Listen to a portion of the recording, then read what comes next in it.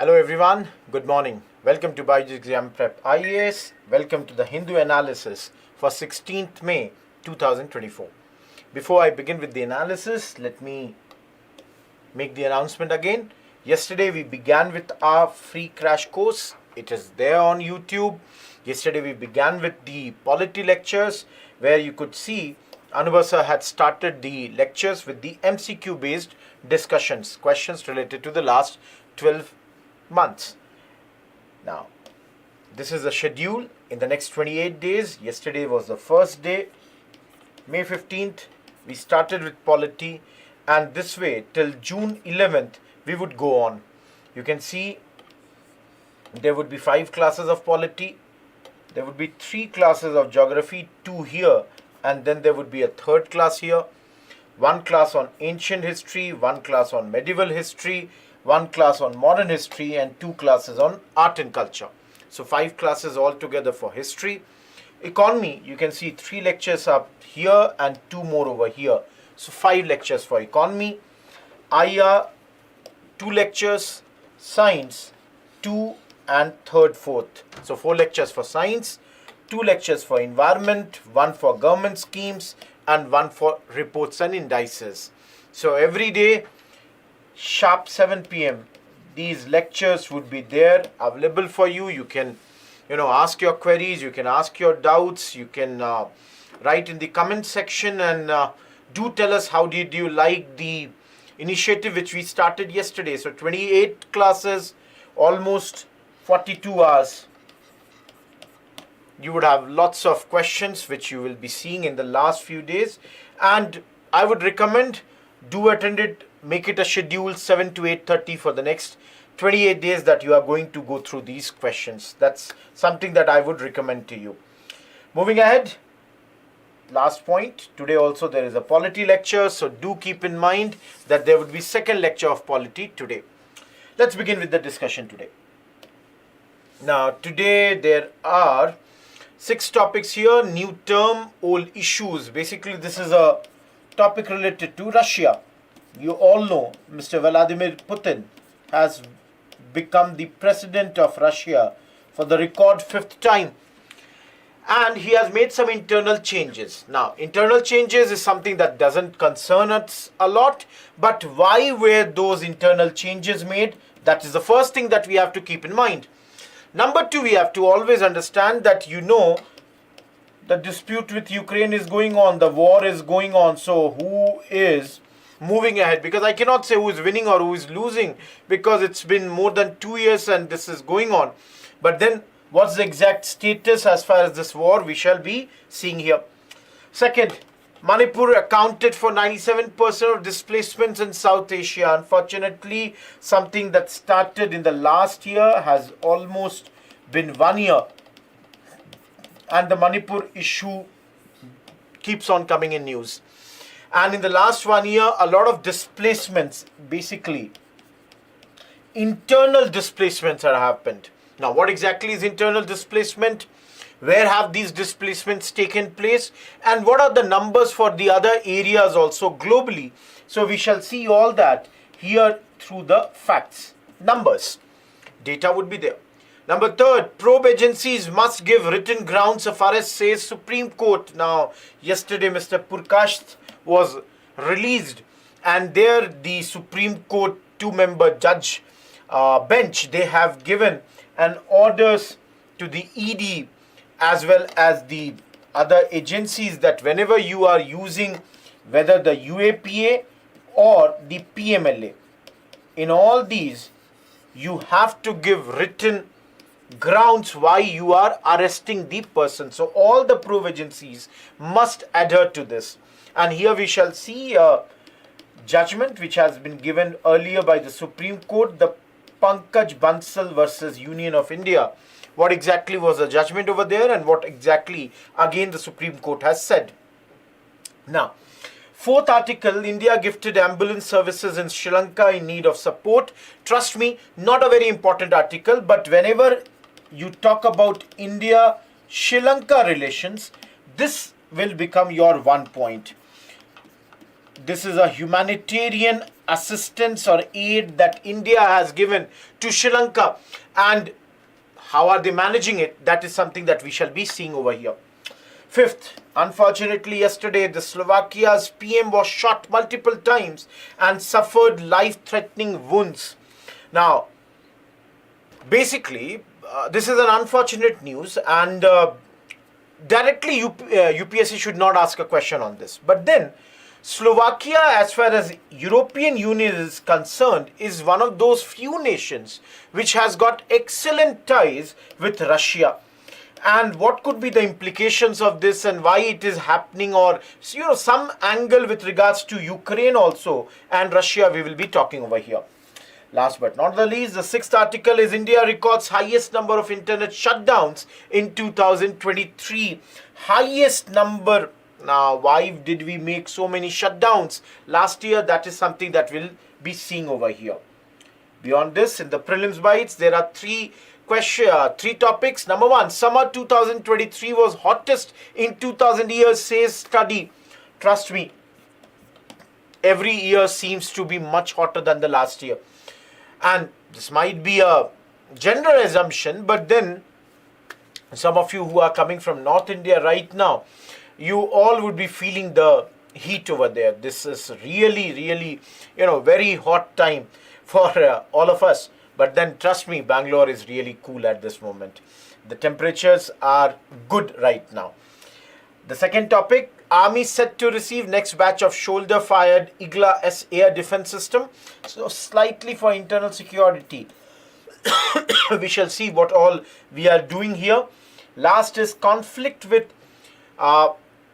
Pachyderm pathways, and in this we'll talk about some tribals in South India, and this would be something that would help you in geography. Okay, let's move ahead. Let's start with the first article, and let me first of all, only because it's going down slightly. Okay, just give me a second.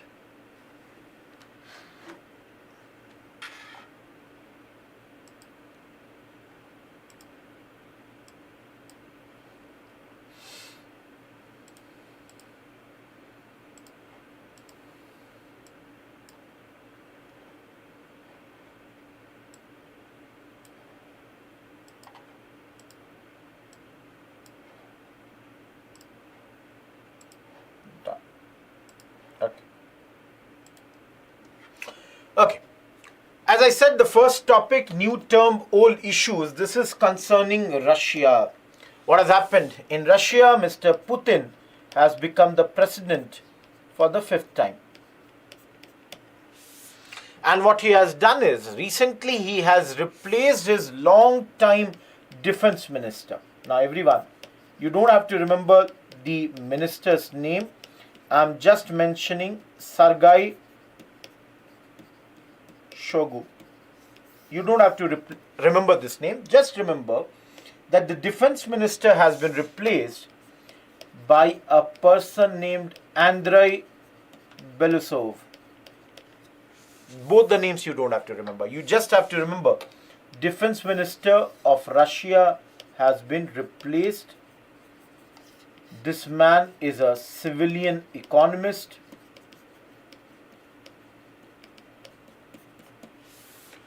Now, what we are interfering or interpreting from this is that the war with Ukraine is having its toll on Russia. It is creating a lot of problems because this is now becoming an economic battle. You can understand, Russia is fighting hard to manage its economy, fighting hard to manage its energy ties, and also how they could carry on the defense production when so much of Western sanctions are there. Now, the thing is, Mr. Shoigu was a long time defense minister for Mr. Putin, very close ally. Last time in 2014, Mr. Shoigu had got Crimea very, very quickly. But as far as the Ukraine war is concerned, he was facing a lot of criticism that this war is not ending quickly. And the strategies that have been adopted by the Russian power has not been up to the mark. Again, I'm repeating, he was praised for what he had done in Ukraine as far as Russia is concerned. He was praised for Russia's military intervention as far as Syria is concerned. In the last few years, you have seen last year that there was a small coup also that was tried against Mr. Putin, then by Wagner chief. So there were few hiccups here or there, but Mr. Putin had always supported Mr. Sagaishugu. But now he is replacing him with a civilian economist, a technocrat, whose primary objective at this point is that he should end this war and achieve the military objectives as quickly as possible. Now this much keep in mind, even if you forget the names, not a problem. Now the thing is, over the last few months, what has been seen in the war is that Russia has gained some battlefield momentum. In fact, last week, it launched a massive attack on Kharkiv. Now, those who have been studying, they would know Kharkiv is the second largest city as far as Ukraine is concerned. Now, Ukraine, on the other hand, has been expecting new weapons from United States of America. But the problem is that the Ukraine's army is now totally exhausted as far as this war is concerned. This war has gone for a very, very long period, and that's why the Ukrainian army is war fatigued. And the commentators are not really sure how far the Ukrainian army, which is war battered, which is war fatigued, even with the help of these new weapons, would be able to withstand the Russian onslaught. So in this circumstance, again repeating, Mr. Andrei's objective is to win this war as early as for Mr. Putin, whose aim is to win the war as early as possible. But then there are some problems. As I said, because of this war, Mr. Putin's relation with the Europe, the Western powers, has totally disrupted. He had formed a very good alliance with the Western countries, specifically with regards to energy ties. He had tried to build better economic ties with the European countries. But because of this war, now everything is shattered. And the problem is, the moment Russia, its relation worsens with the Western powers, what it does is, Russia moves much more towards China. So Russia is moving much deeper into China's hands. And as I said, Mr. Putin is having a lot of problems. You can see here, which I mentioned this, his relation with the West being deteriorated. At home, he has tightened his grip on the state, on the society, and is intolerant of the dissent, any sort of dissent, which we studied in the month of February, how the main opponent of Mr. Putin had found to be dead in one of the jails of Russia. But then, the problem is, because of the sanctions that the Western countries have imposed on Russia, invariably, the effects of these sanctions would be felt by the ordinary people of Russia.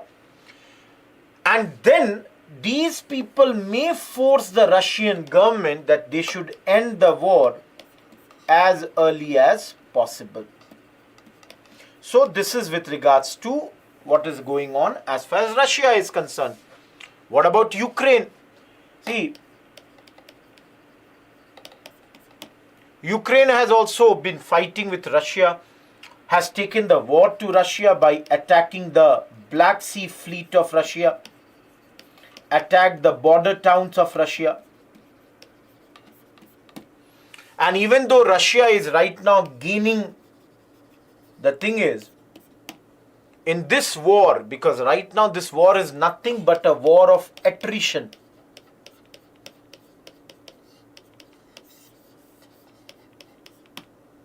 Where Russia and the Western powers, they are fighting a war. It has to be seen how Russia, which is now economically weaker, has become internally more repressive, of course has become isolated in the West. How does Russia deal with Ukraine, which is now a permanent hostile neighbor? That's something that has to be seen in this context. So this was one small article on the Russian internal dynamics with regards to your Ukraine. Moving ahead to the second article for the day, you can see here, Manipur accounted for 97% of displacements in South Asia. And again, you can see they have given two charts. Let me take the black pen. 1, 2, and they have given a map. Third one is map. All the observations of this I have already mentioned here. You all can see I have mentioned the observations of this chart in these 4 points. But let me explain this in a separate page. Once again, you can see here I have taken this graph again. Now, basically a report has come out. Now, first thing, who has given this report? A Geneva-based internal displacement monitoring center. They have given this report, and according to their report, since 2018, this is the highest number of displacements, which you can understand has been triggered because of conflict and violence as far as India is concerned. They have given a number.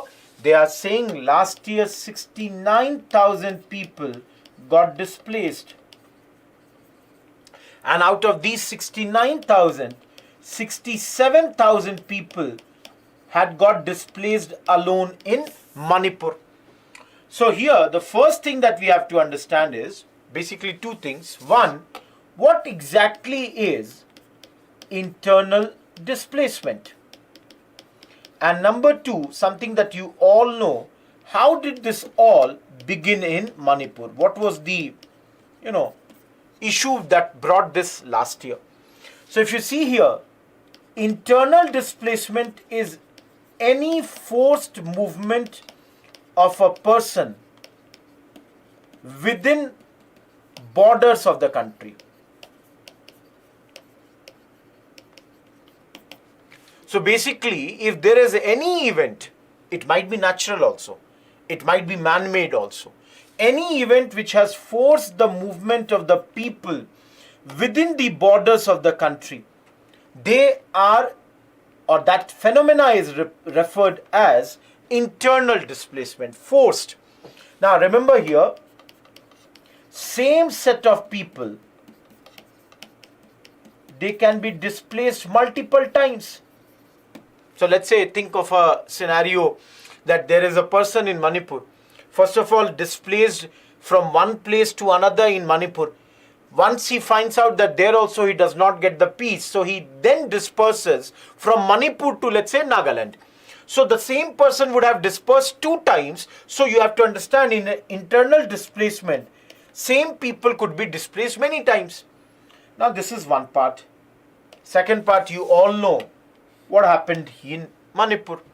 Last year in the month of March, the Manipur High Court gave certain recommendations. These recommendations were regarding Meitei tribe.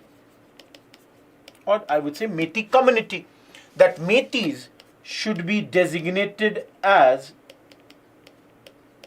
a minority and they should be given scheduled tribe status. Now the other set of people were unhappy with this, and because of this, on May 3rd, in Manipur, a tribal solidarity march was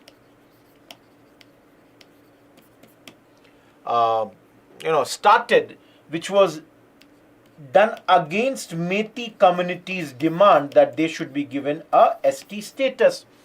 And from here onwards started the clash between Metis and the other side, mostly the Kuki communities. So there is, these events have started, which has led to violence in many districts of Manipur, whether it is Imphal, East and West, etc. There are many districts. Now under that, almost 67,000 displacements can be seen in the last 1 year. Now, as you all know, there are 2 charts and 1 map that is given. The first chart you can see shows the number of internal displacements in India since or from 2009 to 2023. As you can see, the numbers have been much higher. If I 10, 11, 12, that was very high. This is 14, this is 16. Again, the tower is very high. Compared to that, this is less. But even though this is less, it is around 67,000. So if you see here, the first chart, and I have written this, if you don't want, you can see here. You can see the first chart says more than 3/4 of the movements took place within Manipur, but almost a fifth were to the neighboring states of Mizoram, and some went to Nagaland and Assam also. Now, if I tell you this, the first chart is basically showing the point that I said, 3/4 within Manipur, but some, that is almost 1/5, to Mizoram and others to Nagaland and also to Assam. So that's one of the point. Second, the chart shows the total number of internally displaced people in India due to conflict in violence 2009 to 23. So this number again you can see was very high here and is around this point. Now, just give me a second. Yeah. Chart number 2. It says that around 0.61 million people at the end of 2023 were displaced. Overall, worldwide 68.3 million people were displaced because of conflict as well as violence. And if you see this world map, you can see clearly some areas where more than 4.5 million people have been displaced. And these areas are mostly in the African countries, and to some extent you can see the Western Asia, Afghanistan. These are the numbers where this is very, very high. So if you see here, the third chart says that because of the fightings in Sudan, Congo and Palestinian territories, these 3 areas account for almost 2/3 of the movement. Alone Sudan, they are saying that around 6 million forced movement because of violence in 2023. And how big this violence would be, you can understand that this number is more than the cumulative of the last 14 years. The number of people who moved in last 14 years, more than that, is alone for 1 year. And it is written it is the second highest number of forced movement within a year. Which is the highest? You all can guess it. Ukraine. 16.9 million people had got displaced in 2022. Last I said, everyone remember that the internal displacements I told you at the very beginning can happen because of natural disasters also. And if you add those numbers, this numbers would only go up. So we don't have to remember this exact number, but do remember that internal displacements can happen because of natural disasters also. So that's your second topic of the day.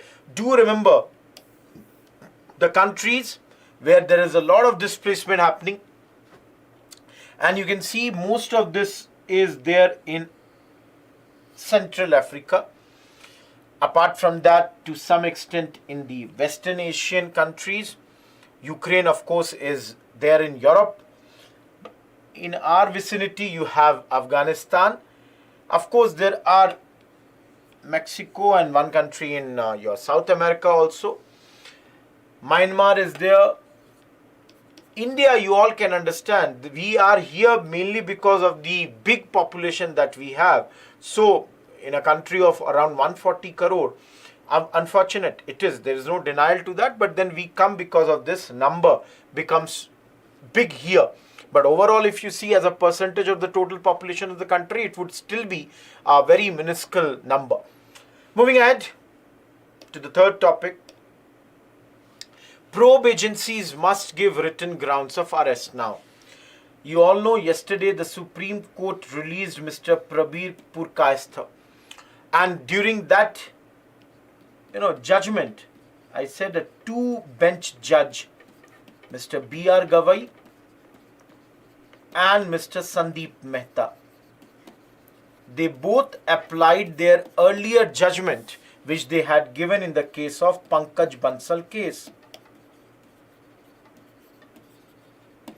Under this, they had said that anybody who is being arrested under PMLA must be informed about the grounds on which he is being arrested, he or she is being arrested.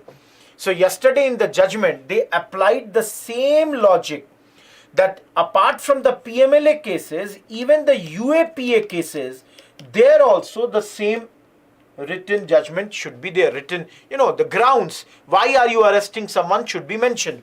Now for anyone,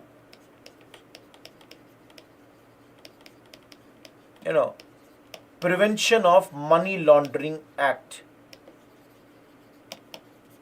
and UAPA, Unlawful Activities Prevention Act. So basically the judgment had already been given once in the case of PMLA, and the same judgment they have replicated in the case of UAPA also now. Now see here, if you can remember, do try to remember these sections. Under PMLA, the section was section 19, clause 1. Under UAPA, section is section 43B, clause 1. So Mr. Mehta, Sandeep Mehta, who had authored this judgment, he said that the court does not see much difference in section 19(1) of PMLA and the section 43B(1) of UAPA. Court said that both these provisions, they deal with power and procedure of arrest. The central government had opposed this. The Solicitor General, the Additional Solicitor General yesterday had said in the court that this should be involved with PMLA, but should not be done with regards to UAPA. But the two-bench judge, they said that no, this would be applied at both the places. Now, this is an old case. Now he has been released. But one very important thing yesterday the Supreme Court said was that the right to life and personal liberty is sacrosanct. And this is a sacrosanct, most sacrosanct FR, fundamental rights. They declared that the investigating agencies should provide people arrested under UAPA a written copy of information that on what grounds are you being arrested. So under this judgment, yesterday they released Mr. Prabir Purkayastha saying that they were technically, at fault. The investigating agencies had not provided him the written, reason why he was being arrested.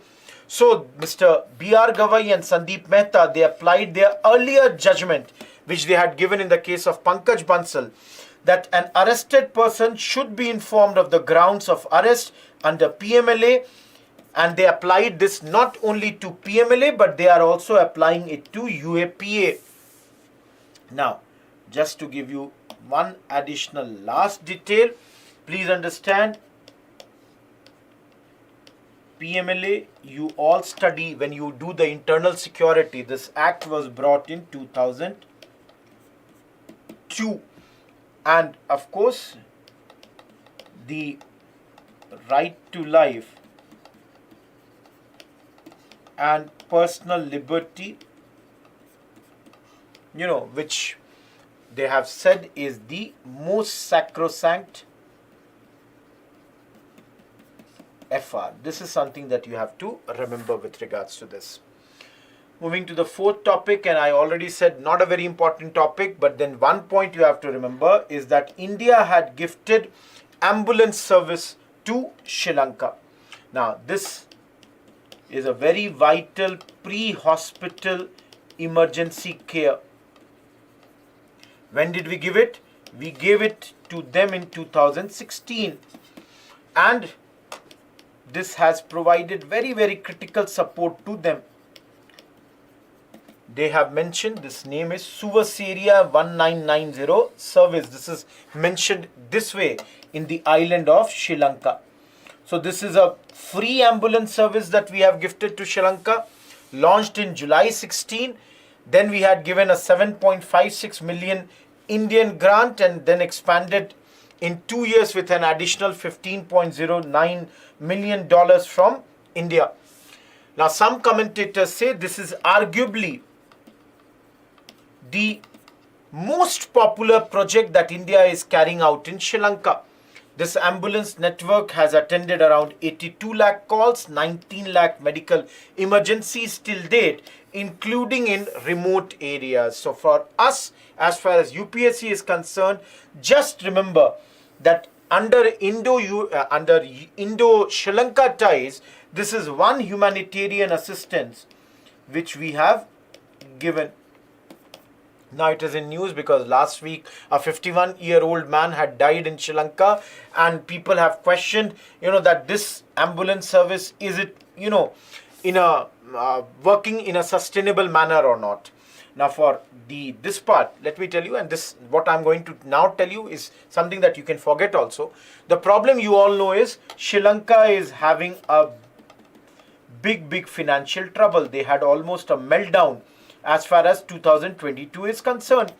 So because of that financial crisis that took place in Sri Lanka, you all can understand there was hyperinflation, and because of this hyperinflation there was a drastic rise as far as the living costs were concerned.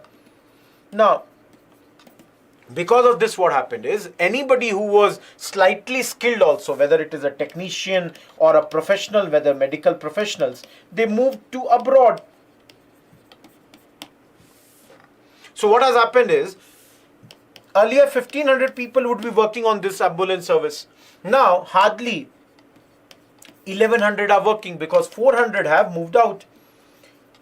And let me tell you what salary they are being paid. They are being paid Lankan rupee of 50,000, which is approximately 13,800 rupees in Indian currency. Now people are saying in this much amount, we cannot maintain our family. We cannot, have our ends met. And the problem is Sri Lanka cannot raise the salary of everyone. So they are having some issues. This is something that even if you forget, not a problem, but then you should remember that we have helped them in this manner. Make it a point in any question on Indo-Sri Lanka ties. Moving ahead. Unfortunate, Slovakia's PM shot multiple times, suffers life-threatening wounds. Prime Minister's name is Robert Fico. And all the leaders, European leaders have condemned. So there was a incident yesterday. The attacker was arrested. The police have detained the attacker.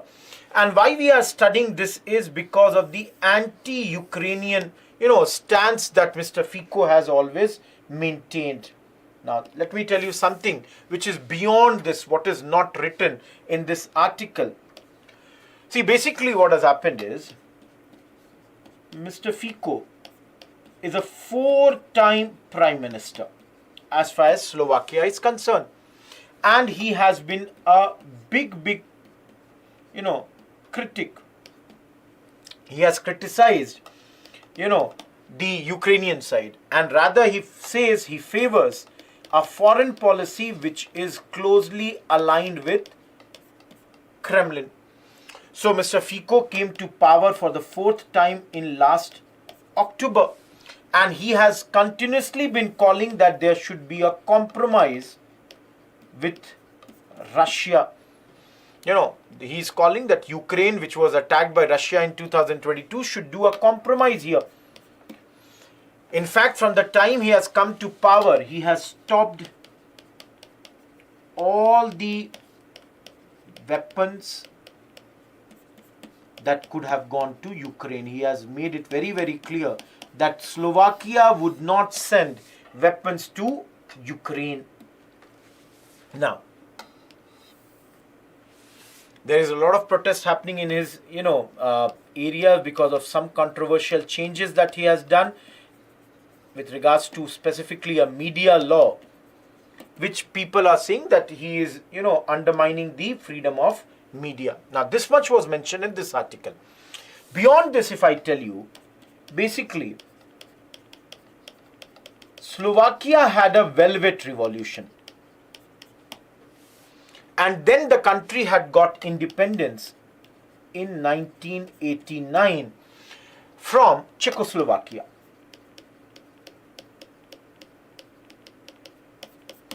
At that moment, this country was being ruled by Communist Party, and the Velvet Revolution was against the Communist Party of Czechoslovakia.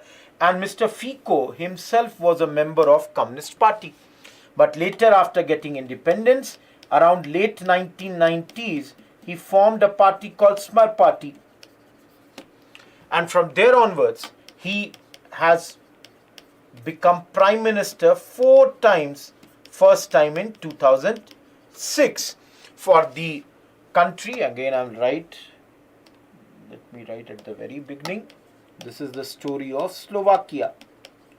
Remember, geographically a landlocked country having a population of 5 million. So he has become the Prime Minister 4 times. Now, what is happening in EU is that Mr. Fico, that's one. Second is Viktor Orban of Hungary, which is a neighbor of Slovakia. These two nations or these two leaders have always supported or have focused on their ties with Mr. Putin. And as you can see, he said not a single ammunition will be sent to Ukraine. It clearly shows that which side they are. Now, you all understand Europe is presently divided into West and Russia. And the Western powers, specifically EU leaders, they are worried in Brussels. EU's headquarters is in Brussels. They are worried that some countries, which I mentioned, number 1, Slovakia. Number 2, I mentioned your Hungary. And number 3, they are also talking about Italy. You all must be knowing the Prime Minister, Giorgia Meloni. The European Union nations are worried that these 3 countries may drift towards Russia. And the Western countries or the EU, which is seen as a pro-Ukrainian bloc, they may have an anti-Ukrainian bloc within themselves. Already I said Slovakia has made it very clear, no ammunition. Apart from that, last year Slovakia had also blocked the import of Ukrainian grain, saying that this would harm their farmers. So all this clearly shows that the problem is there at hands with regards to EU also. European Union also is having some issues with regards to their own bloc. Their bloc, some of the countries, they are diverting towards Russia at this point of time. So that's one of the big problems here. Moving ahead to the another problem with regards to India. Last year in 2023, India was the country with the highest number of internet shutdowns, and this is the 6th time India has had this position, number one. For the last 6 times, we have been, number one when it comes to internet shutdowns. Last year alone, 116 times this internet was shut down in our country. This is by a report by a civil society body, the Keep It On Coalition. They advocate against the internet blockades. They say that India has been shutting down internet too frequently. Now, our officers or officials in India, they say these shutdowns are mainly because of communal tension, maybe some violence, exams, or the other reasons. So our officials, they say that, for example, Manipur, violence happened, internet was blocked. But the outside world, civil society in India and around the world, they criticize this because later when the videos, the footage of the ethnic violence that has gone out, they have criticized these actions. Most of these, shutdowns, they take place regionally rather than locally. Apart from this, one major other area where the shutdowns last year took place when Amritpal Singh, the pro-Khalistani preacher, was being hunted. So then also there was shutdown across Punjab. So the civil society people, they say that these, have a big problem, and specifically with regards to women, as they cannot, document the atrocities, and they are saying that rampant atrocities took place against the women in the form of rape, arson, etc. And this could not be documented. Lastly, who all are there apart from India? At number 2 is Myanmar, and they're followed by Iran, Palestine, and Ukraine. Of course, not a great company we are in, and unfortunate, but then that's the case. If you just remember, Iran, sorry, I should have mentioned, I'll write again with a separate this thing. Number 1, India, Myanmar, Iran, Palestine, Ukraine. These are the 5 players with the top, number of internet shutdowns last year. Moving ahead. Now, page 22, Geography GS Paper 1. Summer 2023 was hottest in 2000 years, says study. Now, trust me, why I have taken this article is you all know global temperatures are going up, global, climate warming emissions are happening, and all these problems are there. Now, why I have taken this lecture or this topic for the last paragraph. Read it on your own. I'm not worried about everything else. I'm more worried about this. In the last paragraph, it is mentioned heat waves are taking a toll on the people's life. They are mentioning that around 1.5 lakh deaths happened in 43 countries in the last 29 years between this period. And this is published in a journal, PLOS Medicine. Now, everyone, till here you would think, okay, 43 countries, 1.5 lakh deaths, 29 years. Okay. But the real thing is, half of these deaths have occurred in Asia. Now, again, you will say, Asia is big, prone to many disasters, and there are many areas which are poor. What is interesting is, for prelims, do remember that when you look at this data and you adjust it for population size, Europe had the highest per capita toll Now this is the most interesting fact that I wanted to bring to you, that if you look at this, Europe is having 655 heat related death per 10 million resident, and in Europe, Greece, Malta and Italy, they registered the highest excessive death.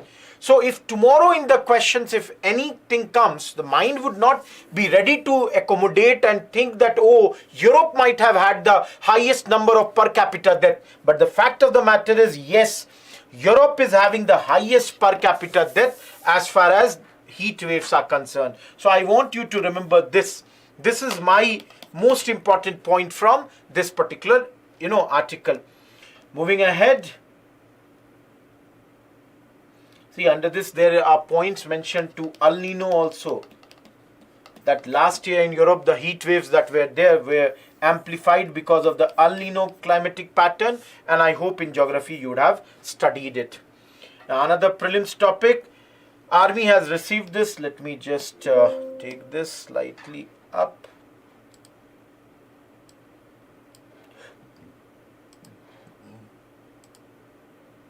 You can see here, we are going to receive from Russia Igla S very short range air defense system. Now either in May only or next month we are going to receive this, and this will help in our air defense requirements. Now everyone, I just want you to remember for prelims that Igla S very short range air defense system, in short VSHORAD. So what exactly is this? It's an air defense system. And number two, I want you to remember for prelims is we got it from Russia. Now it was stuck, this deal was stuck for a very long period of time because of the payments issue. So because of this payment issue, this was stuck here. You can see Igla S systems were contracted last year under the 4th tranche of emergency procurements and are being assembled by Adani Defense System and Technologies Limited in India under the technology transfer from Rosoboron Export. Now from this point, I only want you to remember one thing. This is again an effort under Make in India. Again, you can see there is a tech transfer that is happening as far as these missiles are concerned. Apart from this, in this there is mention of 2 Israeli Hermes 900 medium altitude long endurance unmanned aerial vehicle UAV also. So again, two things remember. Hermes 900, they are UAVs, and this we got from Israel. So do remember this. Last line they have written is a VSHORAD is the soldier's last line of defense against enemy combat aircraft, helicopters and UAVs in the multi-layered air defense network. Leave it for pre. I want you to remember VSHORAD. What exactly is this? Air defense system, getting from where? Russia. And of course, Hermes 900 is basically a UAV. We are getting it from where? Israel. Coming to the last topic, everyone, for the day. Okay, there is let me just bring it down. See here, there was a big article today as far as the 9th page is concerned, and this is about an elephant attack which has killed one person. Now why we need to study this? Because of one thing, that a Kadar tribesman was killed in Tamil Nadu. You can see an image of a Kadar girl or lady with a comb in her head, and you can see this is the hut of these Kadar, tribal people. So this death had happened in, you all can see, Annamalai Tiger Reserve. In an elephant attack, there are, many such attacks we have studied in Kerala has taken place, and now this has happened. Now the problem here is that the Kadar people, they are felt or thought to be indigenous tribesmen, and they have been known to have coexisted with elephants and basically wild elephants for ages. So this is a very, very staggering fact that Kada tribesmen who have always coexisted with these wild, elephants, how could they be killed over here? So please remember, they are a tribal community. Under scheduled tribe they come, mainly found in Tamil Nadu, Kerala and the state of Karnataka. They live their life through hunting, gathering of honey, wax and all these. And very interesting fact about the Kadas was that in the early 20th century, let me write this, they used to work with forest officials, take care of forests, and they would guide the royal parties who would come to hunting in the princely state of Kochi. So do remember, Kadas are those tribes which guide people here for this particular activity. They used to do this, and that's why, this is the case. Now, when I was reading about this, in Annamalai Tiger Reserve, I found out that there are, you can see here, 6 tribes, 6 indigenous tribes which are found in this area. In Western Ghats, you all know, Annamalai is a biodiversity hotspot.